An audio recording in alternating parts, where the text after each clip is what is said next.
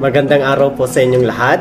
Meron akong isang kwento tungkol sa isang sundalo na pinagtatawanan at kinukot siya dahil siya ay isang Kristiyano.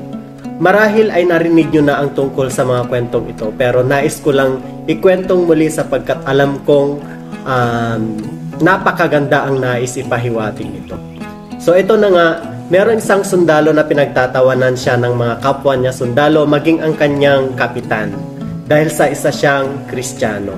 So pagpupunta sila sa isang digmaan, magpre-pray muna siya, magpre-pray over bago sila sasabak sa isang labanan. So dahil doon pinagtatawanan siya sapagkat kinukot siya sapagkat sa kanyang mga ginagawa, nakikita nilang nananalangin, nakikita nilang napaka-holy niya, etc. So, parang yung tingin tuloy ng mga tao sa kanya is he's not belong to them. Hindi siya kasali sa kanilang grupo sapagkat yung mga ibang mga sundalo, sabihin na lang natin umiinom, naninigarilyo, nagsusugal. So, yun yung mga ginagawa. Kaya hindi nila mayaya ang sundalong ito kasi isa siyang Kristiyano. Kaya siya kinukot siya at pinagtatawanan.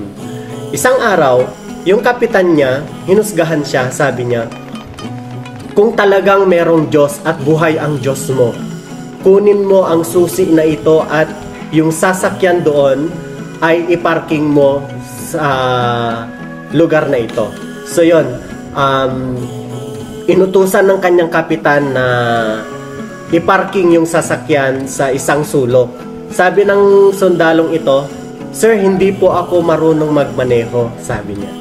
So, hindi ka marunong magmaneho, di magpatulong ka sa Diyos mo. Di ba sabi mo, ang Diyos mo ay buhay, di magpatulong ka sa Kanya. So, yun yung sinabi sa Kanya. So, yun nga, pinilit niyang i-parking ang kanyang sasakyan. Yung sasakyan na yon pinilit niyang paandarin. Until such time, na i-park niya ng maayos yung sasakyan. Pagbalik niya sa kanyang mga kasama, pagbalik niya sa kanyang sir, yung sir niya umiiyak. Sabi niya sa kanya, "Sino ba yung Diyos mo na yan? Sino ba yung Diyos na tinutukoy man na buhay at magsasamba na rin ako? Mananalangin na rin ako sa Kanya." So nagtaka yung isundalo. "Bakit po ganyan ang inyong reaksyon?" sabi niya. So sabi ng kapitan, "Sapagkat ang pinark mong sasakyan ay walang makina. Hindi kailanman aandar yon dahil walang makina. Pero dahil alam ko may Diyos ka, napaandar mo at naipark mo ito." End of the story. So, doon natin makikita na ang Diyos natin ay buhay. Sabi nga sa Luke chapter 1 verse 37, "For nothing will be impossible with God." Walang imposible sa Diyos kapag nananampalataya tayo sa Kanya. Sabi ko nga, kutsahin ka man, tawanan ka man, pagtawanan ka man, siraan ka man ng mga tao sa paligid mo, wag na wag kang matatakot. Alam mo kung bakit? Ang Diyos ay kasama mo. At wag na wag kang magsawang gumawa ng tama. As long as nasa tama ka, sasamahan ka ng Diyos. Sabi pa sa Philippians chapter 4 verse 13, "I can do all things through Christ who strengthened me," sapagkat siya ang nagpapalakas sa atin. Kahit may mga pagkakataon na tayo ay mahina na, ang Diyos pa rin ay palaging nandyan para sa atin. Siraan ka man, pagtawanan ka man, kutsahin ka man, wag na wag kang titigil sa pananampalataya mo sa Diyos.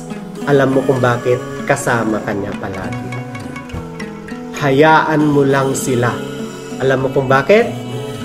As long as nasa tama ka, palaging tama ang ginagawa mo, wag na wag kang matatakot. Ang Diyos ay kasama mo. Sabi sa Matthew chapter 5 verse 10 to 12, "Mapalad ang mga nilalait at inuusig ng mga tao, at pinaparatangan ng lahat ng uri ng kasamaan na pawang kasinungalingan ng dahil sa akin. Magsaya kayo at maggalak sapagkat malaki ang inyong gantimpala sa langit. Gayon din ang ginawa ng mga tao sa mga propeta na nauna sa inyo." So napakagandang salita ng Diyos para sa atin na kung saan magalak tayo kung tayo inuusig sapagkat sabi nga nila kung minsan pinagtatawanan ng mga tao kasi yung mga taong gumagawa ng tama. To conclude this video, let me read to you this verse. From the book of Deuteronomy chapter 28 verse 13. The Lord will make you the head, not the tail. If you pay attention to the commands of the Lord your God that I give you this day and carefully follow them, you will always be at the top and never at the bottom. Sabi dun sa first part, you will be the head and not the tail. At dun sa last part, you will always be at the top and never at the bottom. Napakagandang salita ng Diyos, mga kasama, hindi ba? Na ang Diyos ay palaging, kapag ang Diyos ay nasa atin palagi, hindi tayo yung mga taong nasa hulihan, hindi tayo yung mga taong nasa ibaba. Sabi pa nga sa ibang version, tayo ang magiging leaders of this country. Kaya tayo ang magli-lead ng mga tao sa paligid natin. So, yun mga kasama, huwag tayong magsawa kahit pinagtatawanan tayo ng mga tao, kahit ano ang sinasabi ng mga tao sa paligid natin. Basta alam natin na sa tama po tayo, ipaglaban natin yan sapagkat Diyos, ang Diyos natin ang kasama natin. Yun lamang po, and God bless po sa inyong lahat.